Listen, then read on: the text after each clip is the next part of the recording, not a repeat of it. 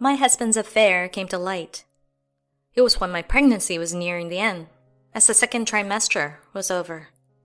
What's more, he got his mistress pregnant too. Instead of feeling remorseful, he and his affair partner were shamelessly unapologetic.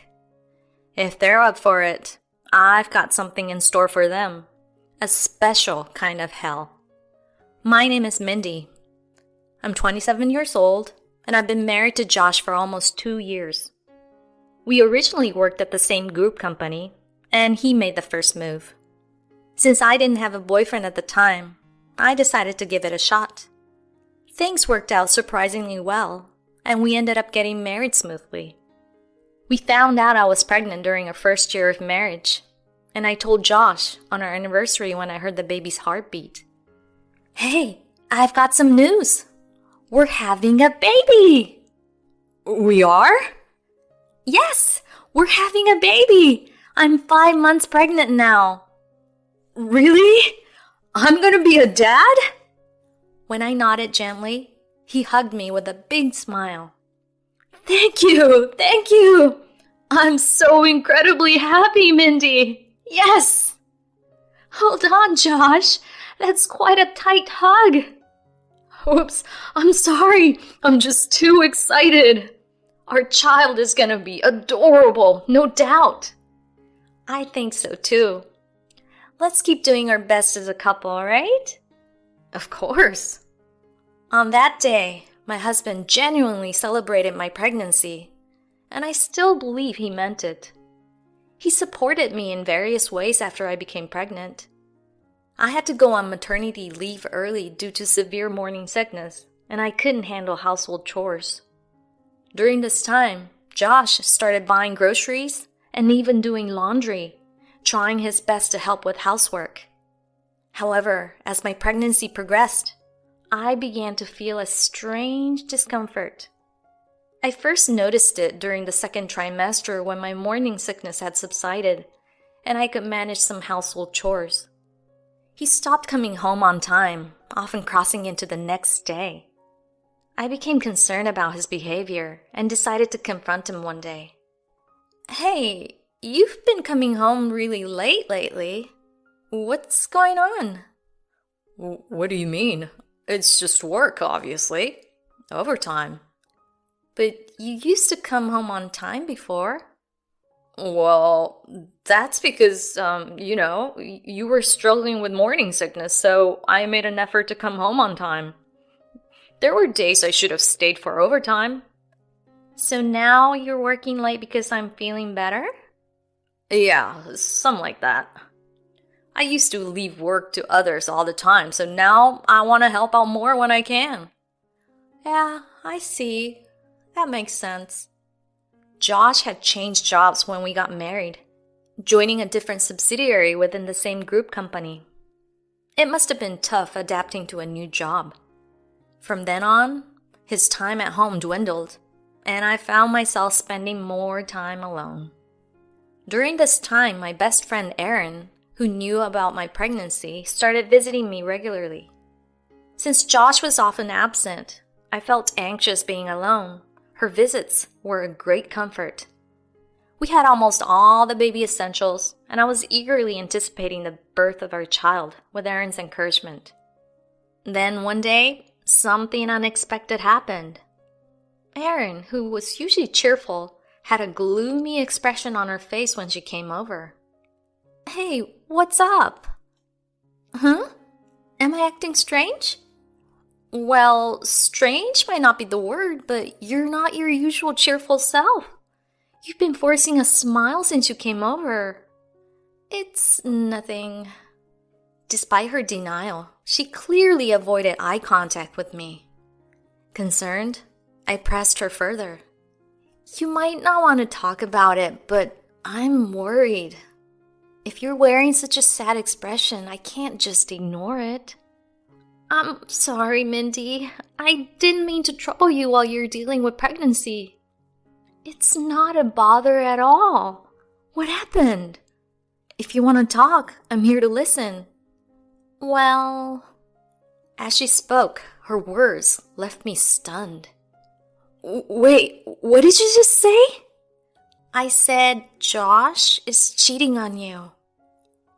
What? Her attempt to keep it a secret had been about my husband's affair. Just the night before, she happened to see Josh at a restaurant where he was holding hands and kissing a younger woman. I have some proof. Do you want to see it? Yeah, show me. As I looked at the photos, I suddenly felt nauseous. This is unbelievable. Are you okay, Mindy? Yeah, sorry. I'm feeling a bit off. It's understandable. I shouldn't have shown you this. Oh, it's not your fault. You did this to help me. I really appreciate it. Oh, Mindy. I had assumed Erin was struggling with her own problems, which is why she seemed so distraught. That's why I was even more shocked to learn about Josh's infidelity. He had told me he would be working late just the night before. Were all those overtime hours a lie? I was entering the late stages of my pregnancy, and I couldn't let this go unresolved. That night, I decided to wait for my husband to return home and confront him. As expected, he came home after midnight. Surprised to find me still awake, he pretended to be calm. Hey, Mindy, you're still up. You shouldn't push yourself, especially since you're pregnant. Hey, listen, I have something I want to ask you. Shoot. Where were you and what were you doing last night? Huh? I told you I've been working late yesterday and today too. It's been like this whenever I come home lately. Then what's this? I thrust the photo evidence I got from Marion in front of him, and his expression clearly changes. As he avoids eye contact, I press him without mercy. Well, answer me. This was yesterday, right? Who is this person with you? That's, someone from work. Oh, someone from work, huh? So you hold hands and kiss people from work? How do you even know that? I knew it. You've been cheating on me behind my back all this time. At the word cheating, he falls silent and eventually looks down, probably thinking of an excuse. Just when I thought that, he surprised me with a reaction far beyond my expectations. Yes, I cheated. So what? What? Are you seriously brushing this off? Do you even understand what you've done? It's just an affair. Stop making such a big deal out of it. I'm attractive, so it can't be helped. What are you saying? Can't be helped? That's ridiculous. I'm pregnant with your child right now. No, right. But there's no law against cheating on your pregnant wife, is there? It's not about the law. It's common sense. Cheating is the lowest of the low, especially while I'm pregnant. As I plead through tears, Josh starts fiddling with his phone, paying me no mind. I storm up to him and grab him by the collar. Cut it out! What's with that attitude? Reflect on what you've done. Shut up. There's nothing to reflect on. I haven't done anything wrong. You still saying that? Enough already. Just as I was about to say more, the doorbell rings and Josh seizes the moment to head to the entrance. A woman's voice can be heard from the doorway, and she enters the living room with Josh. I immediately knew she was the other woman. But something else caught my eye even more. She had a huge pregnant belly, just like mine. Watching them gaze each other happily, I barely managed to speak. Wait, Josh, what's going on? This woman is your affair partner, right? Yeah, that's right. Her name's Rebecca. Beautiful, isn't she? That's not the point. What about her belly? What's going on? She's pregnant too. You can see, can't you? She's pregnant, just like you. Doesn't that make you feel a bit of kinship? What? My disgust grows at his insolent remarks. As I'm at a loss for words, Rebecca speaks to him in a sugary voice. Hey, babe, can I really take all this baby stuff? Yeah, of course, Pumpkin. He responds with a smirk. Yours is a girl, too, so take whatever you need. Yay! Thank you, Joshy. If there's anything else you want, just let me know. I'll buy it for you. Wow, you're so generous. What are these people talking about? All the baby stuff here was gathered for my daughter. I'm beyond shocked. I'm furious. I raise my voice at their absurd conversation. Enough! I bought all these baby items. Don't just give them away without permission. What's the big deal? You have the money. Just buy more. Rebecca is struggling with money. How is that my concern? You should buy her what she needs. Gosh, you're annoying. A pregnant woman is in trouble here. Can't you think of helping her out a little? What the? Why should I help your affair partner? Josh sighs heavily and starts scratching his head before turning to me. I won't be coming back here for a while. What are you suddenly talking about? I'm worried about her, and talking to you just irritates me. I'll come back after the baby's born. Are you serious? Of course I am. Hey, Rebecca, gather everything you want. Let's go home together. At his words, Rebecca nods eagerly. Stunned, I watch as they take the baby items I bought and head for the entrance. Sorry, but it seems like he loves me more. Left speechless by her parting shot, it's clear she's been given priority. Unforgivable. Not just betraying me, but our unborn child as well. I won't let this end here. I'll get my revenge. Determined, I start packing my things the next day and visit real estate agencies to look for a new place. It's tough moving around with a big belly, but I have to do it for my child. With the sole purpose of protecting my unborn child, I prepare to separate from my husband. Months later, after a safe delivery, I start a new life with my daughter. Then, after a long time, Josh calls. Hey, Mindy, it's been a while. What do you want now? I snapped back coldly, but he continued unfazed. The kid must be born by now, right? Rebecca's kid was born too. So what? You, a traitor, have nothing to do with us anymore. Don't be so cold. I remembered, so I thought I'd call. Oh yeah, send me a photo or something. Oh, just shut up already. This baby is no longer yours. What's with that attitude? Well, whatever. I'm coming over now anyway. He hung up abruptly, leaving me wondering where he thinks he's returning to. Imagining the path he was about to take, I couldn't help but smirk secretly. A few hours later, as expected, a panicked call came from him. Hey, Mindy, what the heck is going on? Pretending to be clueless, I responded. What's up? What's up? What's up is that someone else is living in our apartment. Oh, they must have found the next tenant. It was a popular apartment close to the station after all. What do you mean? You still don't get it? I've already canceled that apartment lease. Huh? I've moved to a different place. You don't have a home to return to anymore. What? He desperately pleaded over the phone. Wait a minute.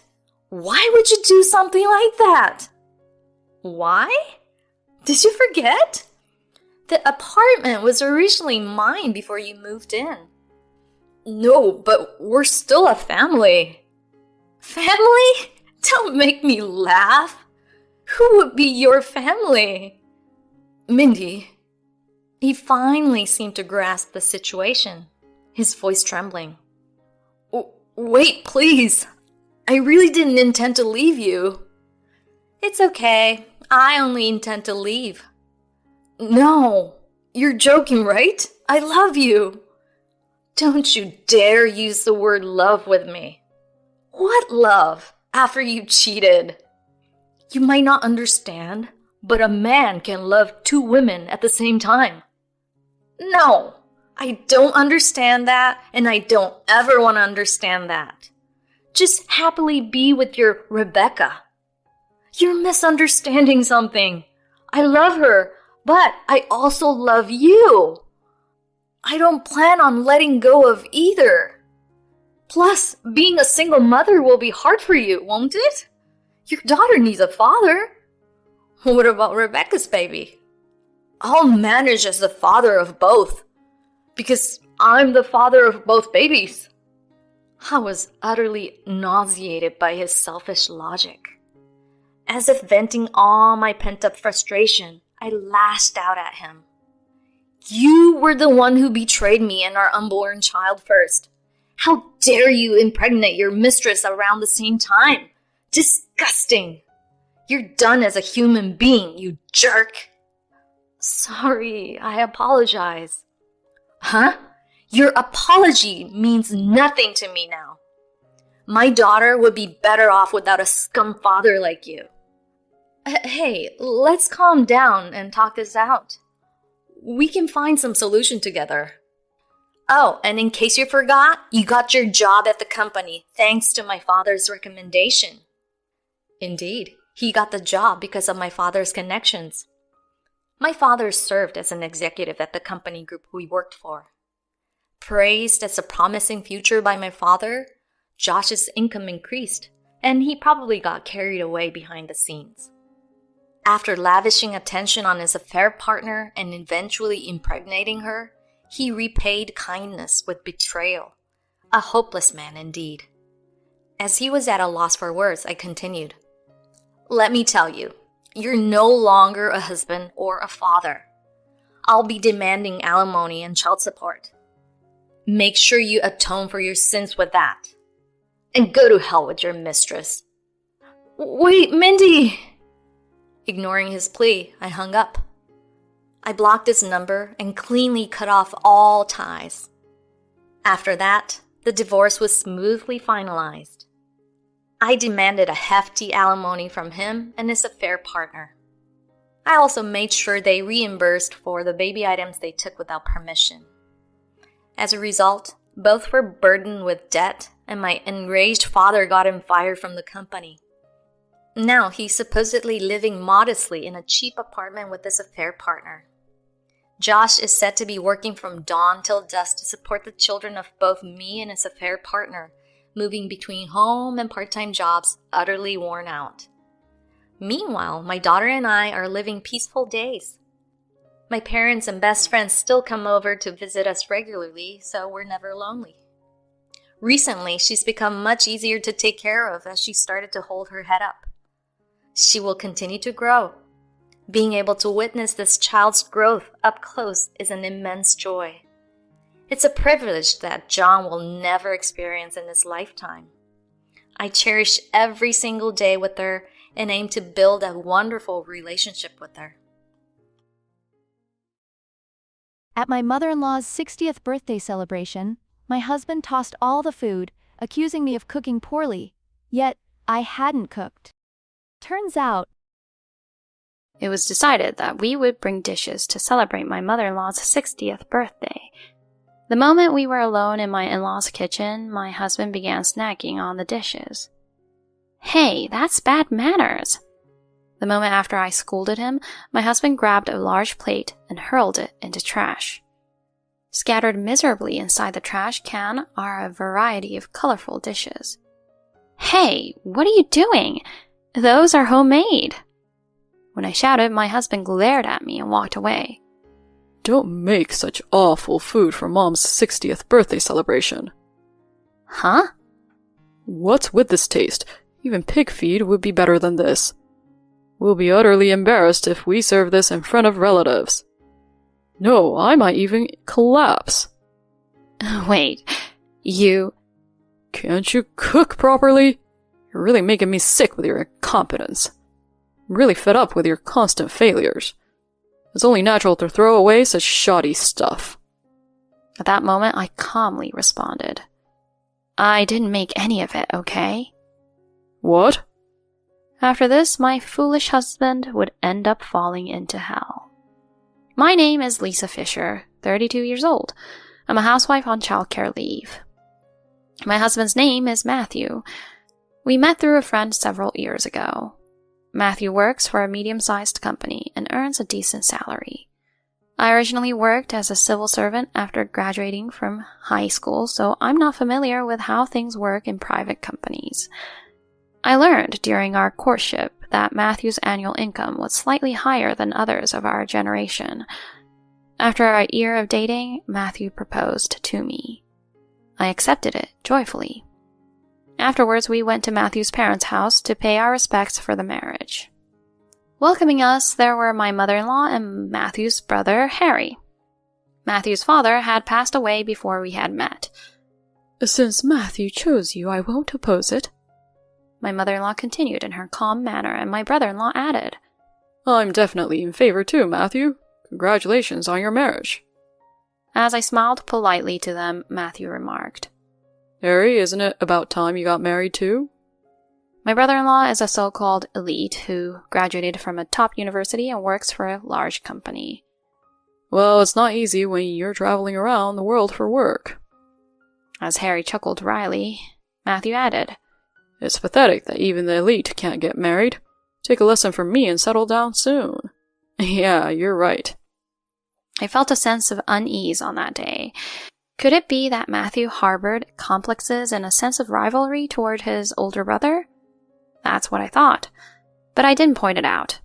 Since Harry was usually abroad and seemed to have little involvement, I thought it wasn't worth worrying about, and so Matthew and I registered our marriage and began living together. But then within our married life, Matthew began to look down on me in various ways. Because you only graduated from high school, you probably don't know about these things. If you're stupid, your capacity to know things must be bad too. Such words were thrown at me on a daily basis, and all the household chores were pushed onto me. Yet I endured for over a year. At that time, invited by my brother-in-law, we were to gather at Matthew's parents' house. Thank you for coming today. Well, I've been thinking of marrying Melody here. She was introduced as a petite, young, and beautiful woman. Looking over to the side, I noticed Matthew seemed absent-minded. Was his brother's marriage such a shock? Matthew seemed irritated on the way back home. Matthew, is something wrong? You should have been a bit more polished. Huh? We were completely overshadowed by my brother's wife in appearance. Besides, you're too plain. Suddenly, I was taken aback and then astonished by all this. Seeing Matthew trying to compete with his brother at this age seemed pathetic to me. After that, Matthew suddenly became enthusiastic about starting a family. I couldn't believe that Matthew was so determined to have a child before his brother. Although I thought about it, I didn't say anything. I felt the same way, longing for a child, which is why I had been thinking it was about time. I became pregnant 8 months later. When we found out the baby's gender was a boy, Matthew jumped for joy. You nailed it, Lisa. You're pregnant with a boy. That's amazing. His joy seemed more about having ammunition to one-up his brother rather than just celebrating the fact that we were having a child of our own. Matthew promptly invited his brother to our parents' house to announce my pregnancy. Lisa's pregnant. It's a boy. Matthew said proudly, and my mother-in-law, my brother-in-law, and my brother-in-law's wife Melody all congratulated us warmly. Then Harry spoke up. Actually, we're expecting a child too. The due date will be a little after Lisa's. Upon hearing my brother-in-law's words, almost as if to overlap him, Matthew asked, What's the gender? Huh? We've been told it's a girl. Then Matthew's expression changed as if he had anticipated this. Oh, it's a girl. Well, the family heir will be my child after all. And it's a boy. It'll be the first grandson for Mom too. Matthew, wait a minute. I tried to stop it, but Matthew remained smug. Then my brother-in-law chimed in with a wry smile. Anyway, let's both do our best in parenting. But I've got a long-term overseas trip scheduled just a month before Melody's due date. Oh, really, Harry? Surprised, my mother-in-law nodded, as my brother-in-law Harry confirmed. Yeah, so I'll have to leave Melody behind in America. Melody is estranged from her own family, so please lend a hand, Mom and Matthew. Saying this, my brother-in-law smiled at us. Both my mother-in-law and I replied, "Of course," and Melody nodded silently to us. After that, my brother-in-law embarked on his overseas journey. Matthew would occasionally go to check on Melody. When I offered to accompany him, Matthew declined, saying, I can handle it alone. Given my pregnancy and lack of energy, I wasn't particularly concerned about Melody. Eventually, I gave birth. We had a baby boy whom we named Hunter. Since Matthew completely delegated childcare to me, I was primarily responsible for raising him. 1 month after my delivery, Melody also gave birth. They named their newborn daughter Lydia. For this occasion, my brother-in-law also returned temporarily to celebrate the meeting with his child. Having 2 grandchildren all of a sudden feels like a dream. It would be nice if they grew up close as cousins.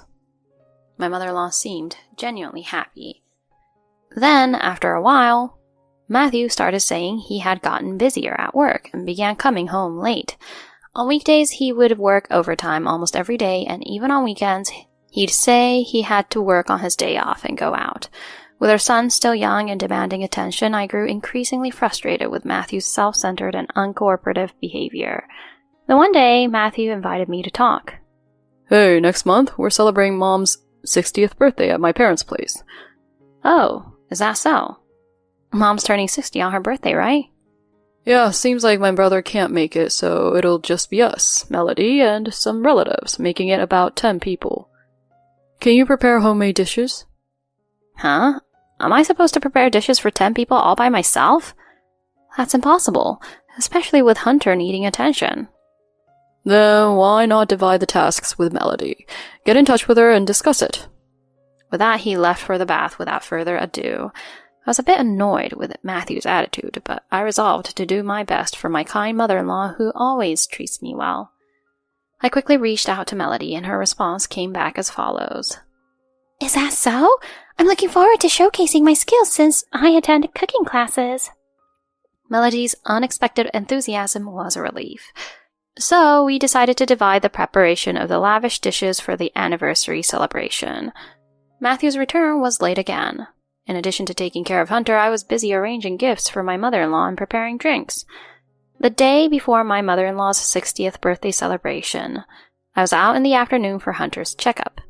By the time it finished, it was evening and Hunter was sleeping soundly, so I decided it would be nice to dine out.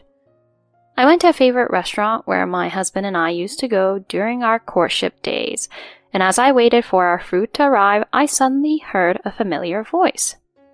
Is this place okay for today? Wow, Maddie, you know such stylish restaurants, don't you? And who should appear but Matthew himself. Moreover, he was accompanied by none other than my brother-in-law's wife, Melody. Up to this point, one might think that my husband was just taking Melody out to eat while checking up on her. However, Melody called Matthew Maddie earlier. Would she use such a nickname in a relationship like that of sister-in-law and brother-in-law? On the spot, I decided to hide and eavesdrop on their conversation. Actually, this place used to be my wife's favorite. We used to come here often. Huh? Don't talk about that person. I'll get jealous. Well, I really don't think anything of such a plain wife anymore. I tremblingly started recording with my phone. Did you leave your daughter with the babysitter again today? Yeah, because my husband earns good money, it's a breeze. As for my husband, there's only just money, you know. You're a bad wife. But you, even though you've just given birth, it's impressive that you're wearing makeup properly. I wish my wife without makeup at you could learn from you, haha. While Matthew and Melody laughed and joked, my hands were trembling the whole time. Shall we meet at the usual place after dinner today? Yeah, that's fine. Shower me with affection again today. Just then, Hunter woke up. Worried they might notice, I left them at the store and slipped away. Pushing the stroller on the way home, I was fuming. Never did I expect him to cheat while not helping me with childcare, and with my sister-in-law of all people. How much more can they mock me and my brother-in-law? I'll never forgive them. At that moment, I firmly swore to myself, I'll make them see what they've done. When Matthew returned home as if nothing happened, I greeted him, then messaged Melody on WhatsApp the next day. Hey, I have something to discuss. Then I received this response from Melody. It's okay. I also have a little favor to ask you. We exchanged WhatsApp several times after that. Thus came the day of my mother-in-law's 60th birthday celebration. As the relatives began to gather, Melody and I were in the kitchen preparing food. One dish after another was placed on the ornate plates I had bought after our marriage. Hey, let's get started. I'll bring the alcohol and dishes, Matthew said pompously, and Melody replied with okay as she carried the alcohol into the living room. Meanwhile, my mother-in-law was busy entertaining relatives, leaving just Matthew and me in the kitchen. Then, Matthew began snacking on the arranged dishes. He kept putting shrimp appetizers and terrines into his mouth one after another. Hey, that's rude. Just as I scolded him, suddenly Matthew grabbed the platter and flipped it into the trash. The colorful dishes scattered miserably inside the trash can. What are you doing? I made those from scratch. When I shouted, my husband glared at me and said, Don't serve bad food at Mom's 60th birthday. Huh? What's with this taste? Even pig feed would be better. Serving this in front of relatives would be embarrassing. Heck, I might even collapse. Wait, you... Can't you even cook properly? You're really useless, and it's annoying. This kind of shoddy stuff deserves to be thrown away. Then I calmly said, but I didn't make anything, did I? Huh? Matthew looked puzzled. What are you talking about? These plates are ours. Then it's the food you made, isn't it? No, I just brought the plates. Someone else made the food. In the next moment, there was a sound of something breaking at the kitchen entrance. Standing there was Melody. What's going on here? What is this? Why is my food being thrown away? Huh? With Matthew visibly shaken, I quickly exclaimed. I wasn't feeling well yesterday, so I asked Melody to do all the cooking today. I took plates from our house too, though, because we didn't have enough plates. I wasn't actually feeling unwell. Fueled by suspicions of infidelity, I wanted to push all the work onto Melody. I felt she took it gladly, but I never expected Matthew to make such a drastic move by throwing it away.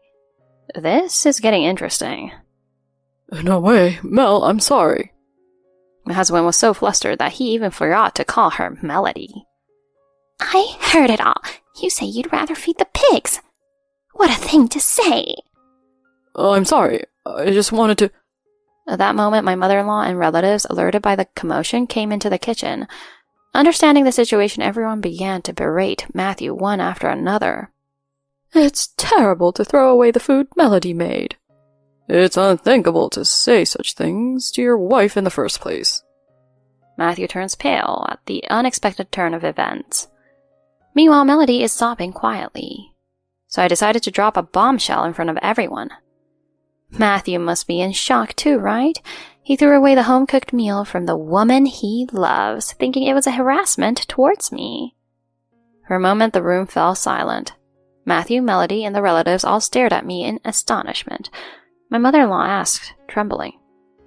Matthew, what on earth does that mean, the woman you love? At that moment, I took out my phone and played the conversation I recorded the other day. My husband has money, at least. You're a bad wife, but you're amazing putting on makeup properly even though you just gave birth. I wish my wife without makeup at home could learn from you. Shower me with affection again today.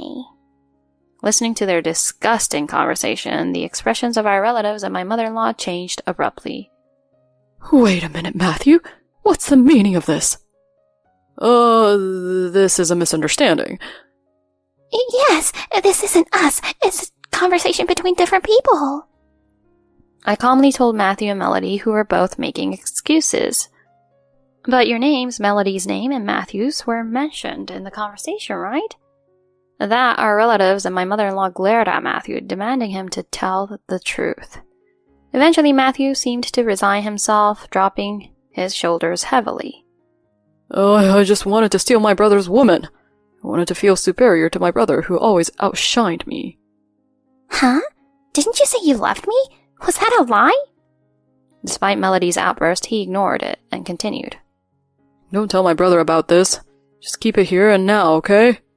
Got it? Is that clear? The next moment, a voice echoed through the room. It's too late, Matthew, Melody. Harry! There was my brother-in-law, whom I had contacted. I rushed back home, and the evidence isn't just Lisa's recording. I suspected Melody and secretly kept tabs on her. There are mountains of photos, too. Matthew and Melody's mouths were agape in front of my calmly speaking brother-in-law. He continued regardless. Melody, it's over between us. Matthew, I'm cutting ties with you too. Prepare yourselves. I'm going to claim compensation from both of you. Huh? No way, Harry. I'm sorry. Melody started clinging to Harry while Matthew approached me. Lisa, you're not going to leave me, right? I'll apologize for the affair. Let's stay together. I pushed him away and shouted. That's not happening. You and I are getting divorced too. I'll demand compensation from both of you. I get Hunter's custody. You don't ever show your face again, you scumbag. Oh no.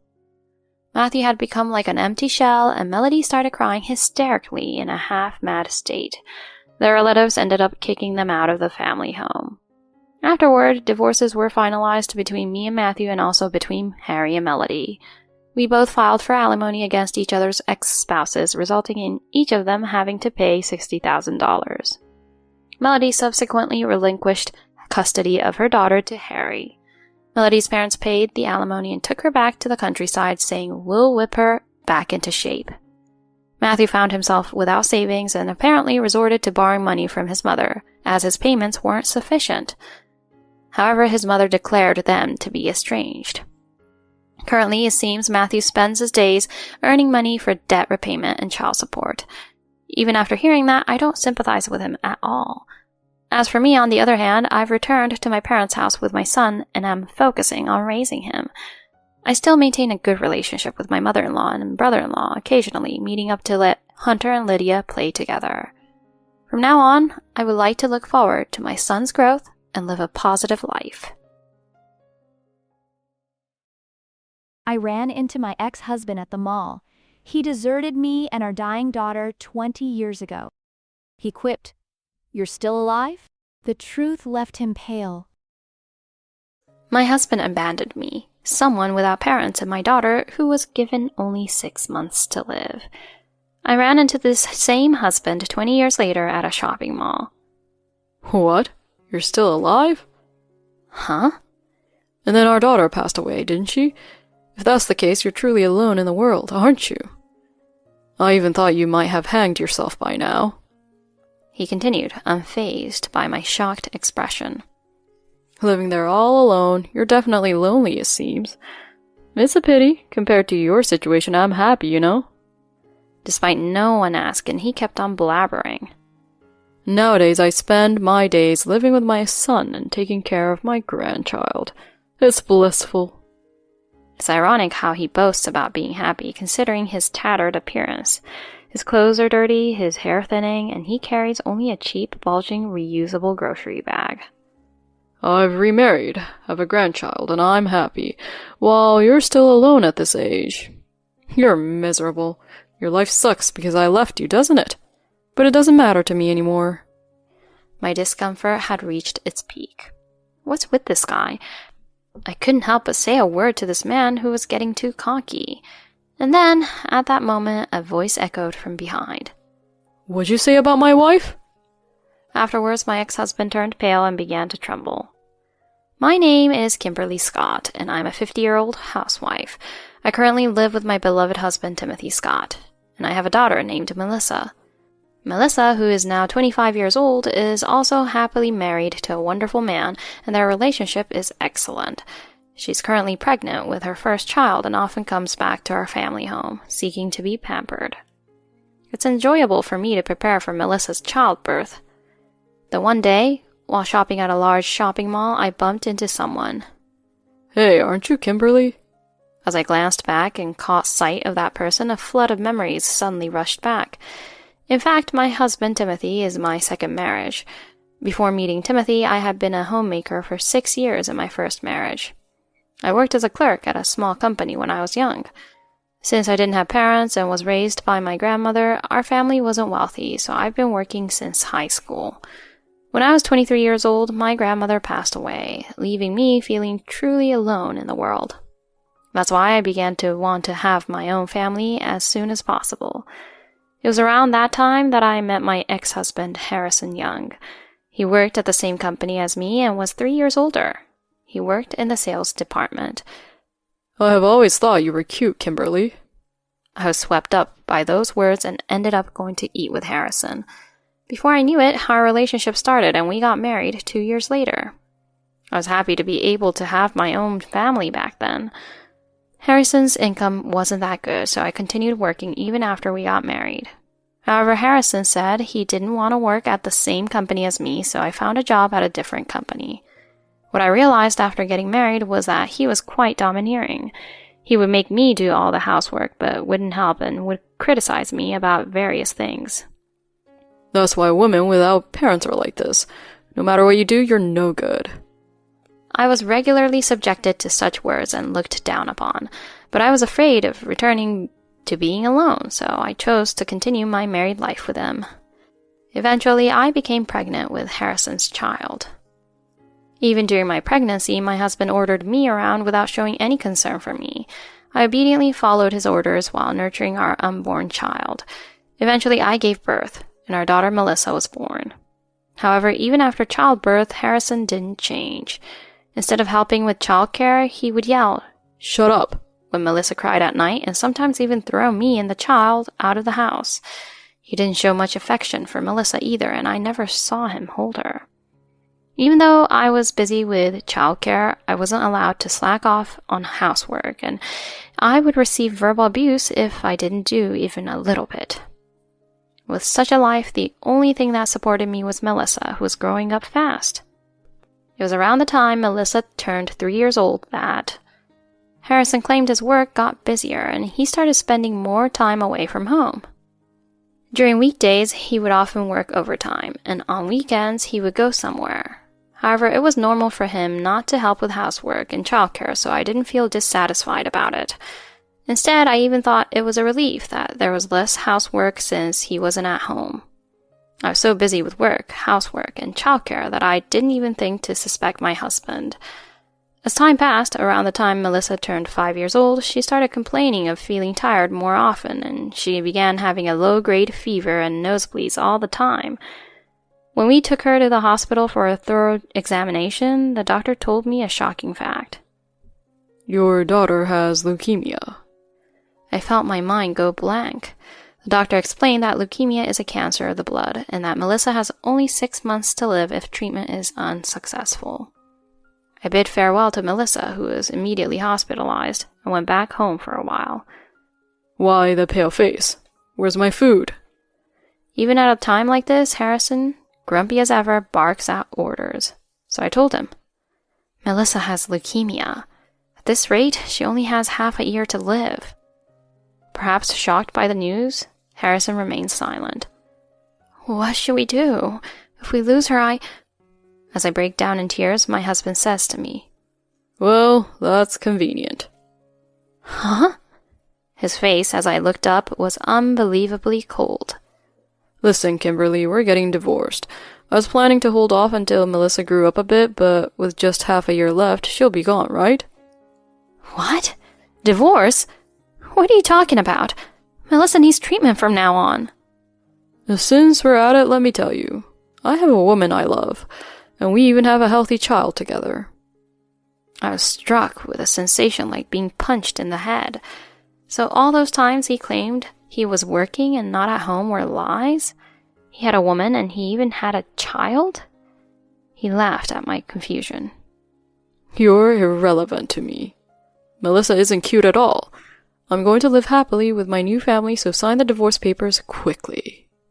I found myself with no energy to resist further, and before I knew it, I had agreed to the divorce.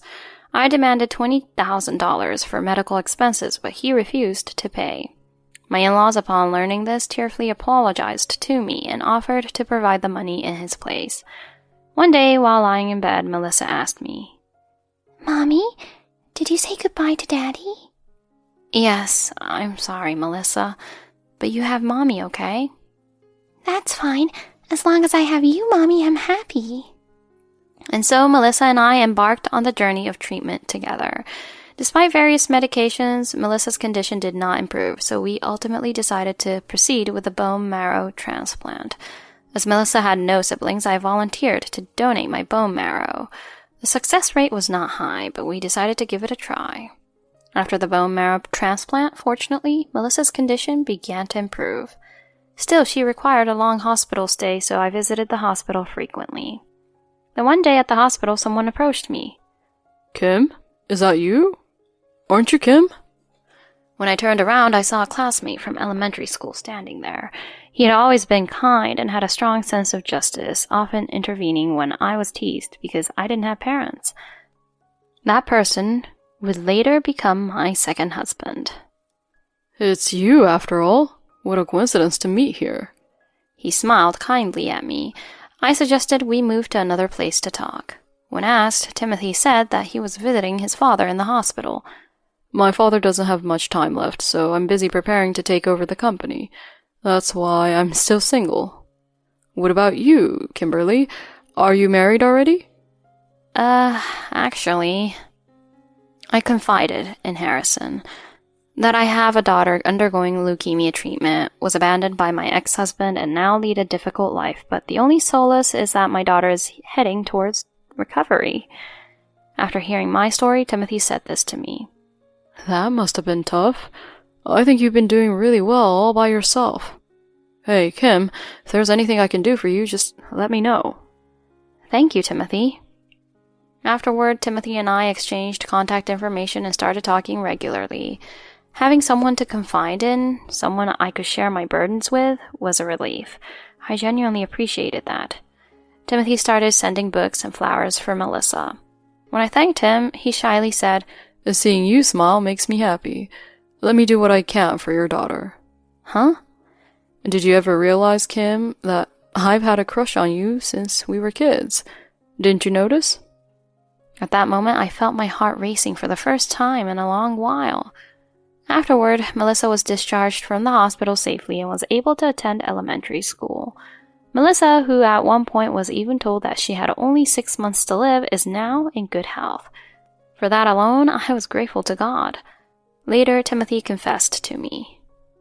"Kim, would you accompany me through life from now on? I promise to make you and your daughter happy." "But, Timothy, I'm a divorcee." "It doesn't matter. You've always been serious and hardworking. I like that about you, Kim. Please, stay by my side." With Melissa's encouragement, I officially started dating Timothy. We met several times, including with my daughter, and she also grew fond of Timothy. By the time Melissa turned 10, Timothy and I got married. It had been 5 years since the divorce from Harrison. Since then, Timothy, Melissa, and I have lived as a happy family. I hoped to continue living peacefully with my loved ones. Just as I was thinking that, I encountered him again. My ex-husband, Harrison, who felt like the devil. "Hey, what's wrong, Kimberly? You seem out of it." I was brought back to reality by Harrison's voice. "Oh, long time no see." As I said that, Harrison grinned, revealing his yellow teeth while staring at me. "What's up, Kimberly? Still alive?" "Huh?" "Melissa passed away after that, didn't she? You know, then you truly are all alone in the world. I thought you'd hanged yourself by now." I was too stunned to speak, and my ex-husband continued. "Being alone in a place like this, there's no doubt you're lonely. Poor thing. Compared to that, I'm happy, you know?" Despite not asking, Harrison kept on blabbering. "After that, I remarried the girlfriend I was dating. My son is excellent, graduated from a famous university, and now works for a top-tier company. A true elite." Huh. Nowadays, I spend my days taking care of my grandchildren while living with my son. I'm as happy as can be.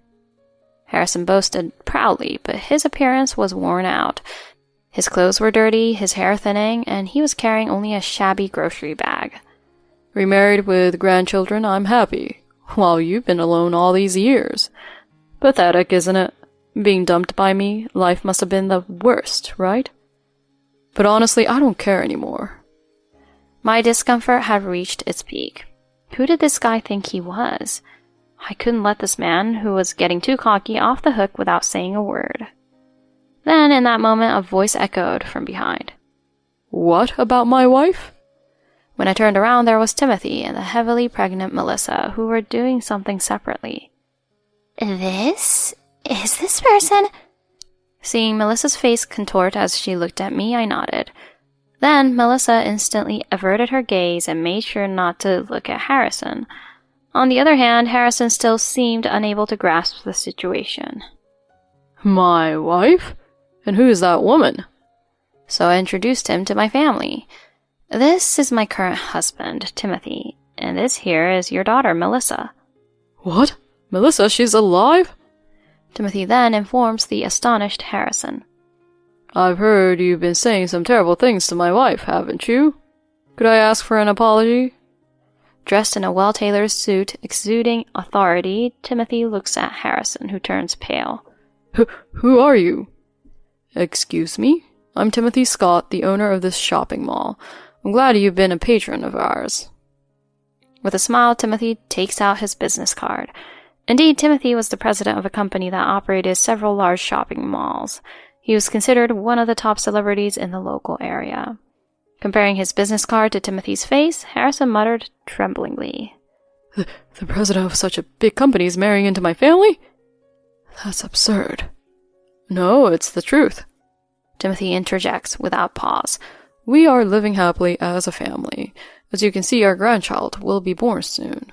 Kimberly is not alone like you think, you know? Whatever, I'm leaving. Terrified of Timothy and wearing an awkward expression, Harrison immediately tried to turn on his heels, but he was immediately restrained by a clerk in front of us. The clerk looked surprised as he gazed at Timothy's face. Huh? The president? And your wife too? Why are you both here? Timothy calmly replied, Just a family shopping trip. And by the way, why are you restraining this person? The clerk's face contorted as he seized Harrison, who tried to resist with a violent outburst. This man is a habitual shoplifter. Huh? Items like food and children's clothing continued to come out of Harrison's grocery bag that hadn't been paid for. Afterward, Melissa was asked to do something else, and Timothy and I moved to the back with a detained Harrison. Why would you resort to shoplifting? Shut up. Let me go. The clerk, who knows what is going on, explains with a sigh on his behalf, as Harrison is in no condition to talk.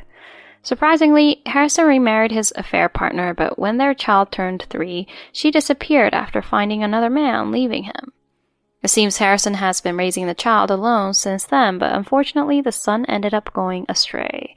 Even so, the son has grown up, married, and they apparently started living together. However, that very night, the company where Harrison worked went bankrupt. Harrison was unemployed, but his son and daughter-in-law did not work, and they had a grandson. Harrison's son has spent all his retirement money, and he was helpless, so he turned to shoplifting out of sheer destitution. Oh, it's so different from what I've heard. I said this coldly, and Harrison glared at me. Don't you dare pity me just because you're rich now. There's no choice but to pity this situation. Shut up. Just go somewhere else already. Upon being shouted at, I left a parting remark to the clerk. I don't mind if we call the police. Huh? The police? That's trouble. They've said it'll be a prison sentence if I do it again, you know? You're my ex-wife. Cut me some slack. At that moment, I intervened decisively. Be quiet. You're beneath contempt. Whatever happens to you doesn't concern me. At most, deal with your own actions. Leaving behind a wailing Harrison, I departed from the scene with Timothy. The clerk later told me that they handed Harrison over to the police just as I had instructed. Harrison had repeated the same offense multiple times and ended up behind bars. Even after serving his sentence, he'll only have his worthless son's family waiting for him. There's no bright future ahead for someone like him. However, I have no sympathy whatsoever for Harrison. Rather, I just think he's getting what he deserves. On the other hand, I continue to live peacefully with Timothy. Recently, Melissa had a baby, and Timothy and I are over the moon. We hope to continue supporting each other as a family and live happily ever after. Thank you for watching until the end. Please like the video and subscribe to our channel. See you in the next video. My domineering husband, thinking his $1,900 per M salary high, leaves home saying, "Appreciate me more." Life without him was too comfy. My husband is totally domineering. Every chance he gets, he's like, Be grateful for my high-paying job. looking down on me because I only graduated from a vocational school. That same husband said, I'm leaving house for a while so you can appreciate me more. and really left the house. Feeling like apologizing yet? He texted, to which I responded, Life's so much more comfortable without you around. I'm Ellen, 28 years old. I met my husband James, who's the same age, through a mutual acquaintance.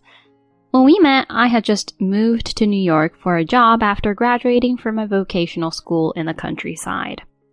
James, born and raised in New York, eagerly showed me the ropes. Ask me anything about this place. Coming from the countryside, you must be clueless here. Well then, I might take you up on that. I'm still confused about the subway transfers. And how did I get to Brooklyn? He promised to show me around New York, and I was drawn to him as he introduced me to a world unknown to me. He would take me to tourist spots on his days off, and we started meeting every weekend. Gradually, we began having dinners after work, and it became natural for us to be together. It was only natural for him to propose, given our relationship. I had no reason to refuse, and before we knew it, we were married. But as our marriage went on, he began to look down on me. You're going to keep working after we're married, right? I looked him in the eye and answered, Yeah, I plan to. We have the mortgage to pay off. All right then, do as you like. Just don't slack off on the household chores. Huh? If we're both working, we should share the household chores. Share? Unlike you with your vocational degree, I have a responsible job. I don't have time for household stuff. That's unfair. I have work too. Work? It's almost like a part-time job. There are plenty of replacements for someone without a college degree like you. My job, which the company relies on, is far more important. But... No buts. It's only natural for the one who earns less to do the household chores. I don't think that's right. You wouldn't understand since you didn't even go to college. It's common sense. I didn't want to argue right after getting married, so I gave up on convincing him and agreed to do all the household chores myself. I wasn't bad at household chores since I had been living alone for a while. I had been cooking for myself while working, so it was just cooking for two now. I complied quietly.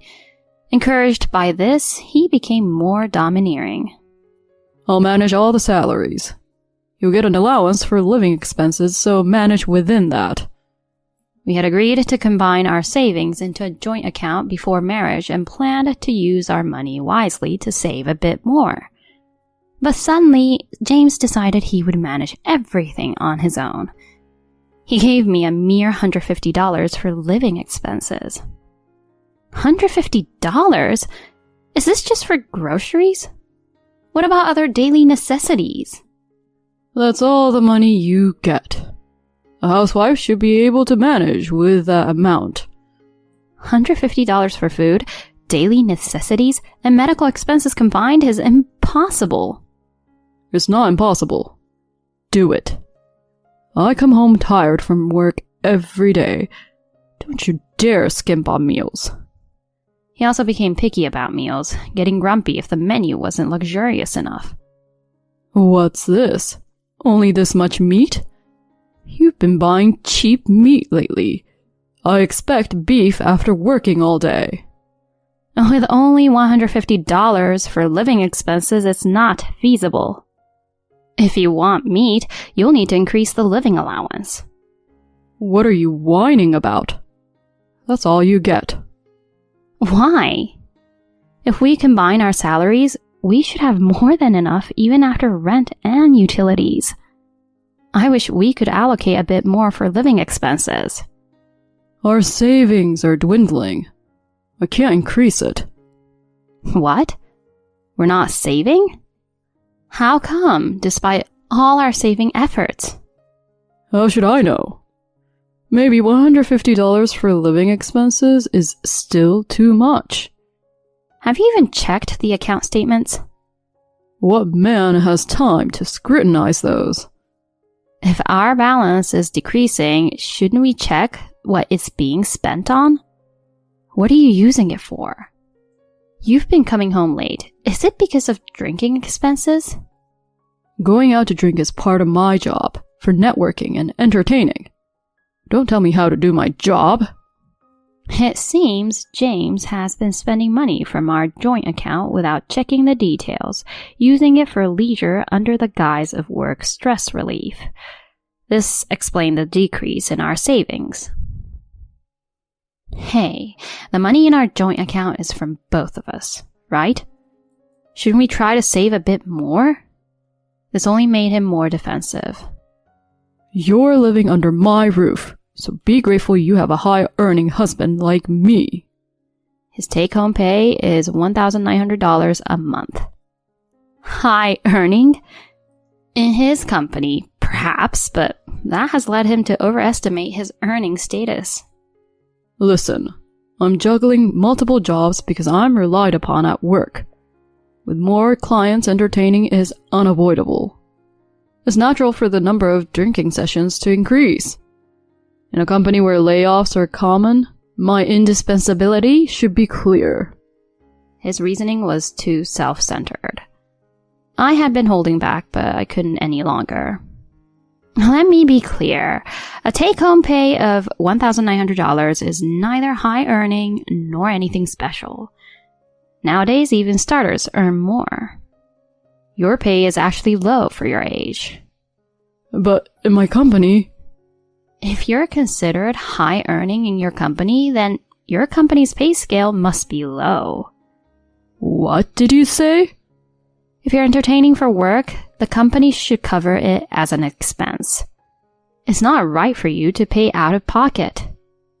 It's pretty common. Really? And are those who left really laid off? What do you mean? It's not explicitly stated as layoffs, but if the staff count keeps decreasing... Isn't it because everyone's quitting due to the toxic nature of your company? The pay is low, and overtime is hardly compensated. Plus, they don't even reimburse for entertaining clients. It wouldn't be surprising if it were considered a toxic workplace. What are you talking about? People like you, who work for such low wages without question, are valuable to the company in a way.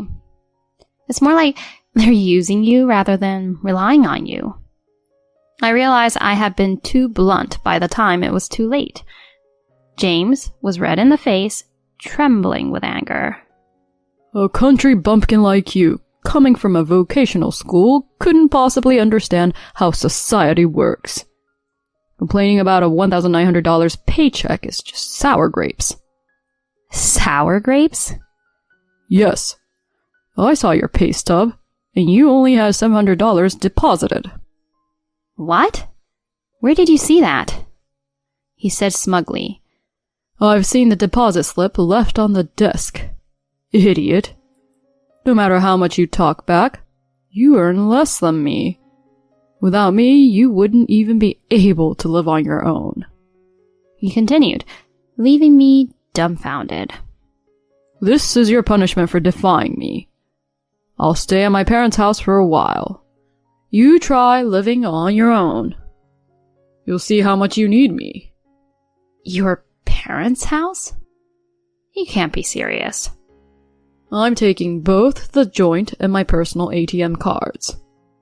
You'll manage with your earnings. With that, he quickly packed his bags and left. After he left, I started living alone and soon realized something. Life was so much more comfortable without him. No one to complain about my cooking. I could make whatever I wanted. The room was mostly messy because of James, so cleaning was a breeze on my own. Without a husband coming home drunk every day, I saved a lot of money. Just as I began to think life might be better without him, he called. Hey, still alive? I thought you'd be too stubborn to reach out, so I called. Starting to appreciate what you had?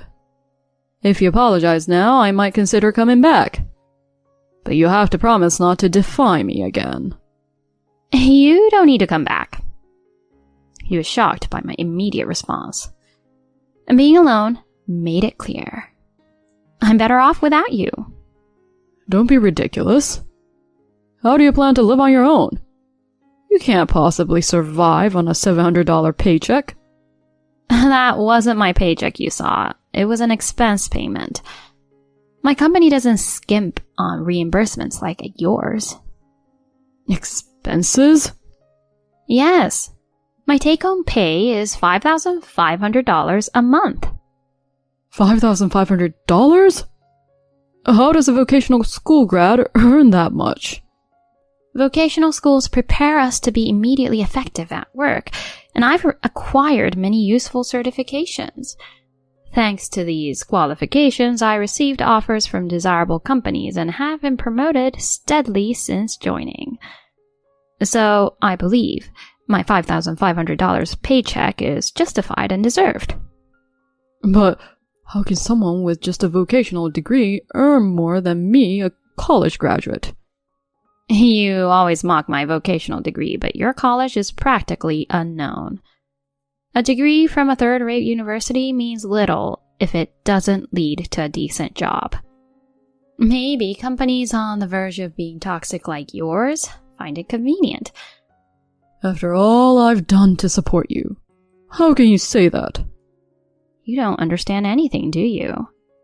We couldn't maintain this lifestyle on your salary alone. No matter how much we cut back, $1,900 can't cover rent, utilities, your drinking sessions, and hobbies. If it weren't for my salary, we'd have been bankrupt long ago. You never mentioned that before. You were managing the accounts. I thought you'd have noticed. I'm shocked you felt no urgency even as our balance kept dropping. How am I supposed to keep track of every little thing? Our earnings are for both of us. Yes, that's true. I never cared who earned more as long as our savings grew. I had no problem using my salary for our future. But it seems all my earnings were wasted on your outings and hobbies. Well, that's, I've had enough. I've realized I don't need you anymore, so you don't have to come back. Wait, are you saying you want to leave me? Well, yes. It seems you'll be the one unable to live without my salary. Suddenly, he began to panic. Wait, please, don't leave me. For someone who was just boasting about providing for me, his change of heart was astonishing. I threw his words back at him. Well, if you apologize now, I might forgive you. But you'll have to promise not to defy me. All right, I promise. Really? Yes, I'll even increase the allowance I give you if that's what it takes. I couldn't help but laugh. Giving me an allowance? You don't need to. From now on, you'll be doing the household chores, so I won't need it. Me? Doing the chores? Yes. You said it yourself. Chores should be done by the one who earns less. Between your $1,900 and my $5,500, even a college graduate can figure out who that is. From now on, I'll give you an allowance and you'll take care of the chores. I'll manage the overall finances. But chores are women's work, right? Are you defying me already? Breaking our promise so soon? I'm ready to divorce any time. Wait. Okay. I got it. And so he agreed to take on all the household chores as I had said. I continued to make my requests. From now on, no overtime is allowed. Wait a minute. I can't finish my work without doing overtime. You don't need to do unpaid overtime. If you're going to do overtime, make sure the company pays you for it. All right. And don't expect to be reimbursed by me for entertaining clients. What? The only money I get to spend freely is the allowance at the start of the month. How am I supposed to go out drinking with that? If it's for entertaining, you should be able to get reimbursed by the company. Talk to them about it.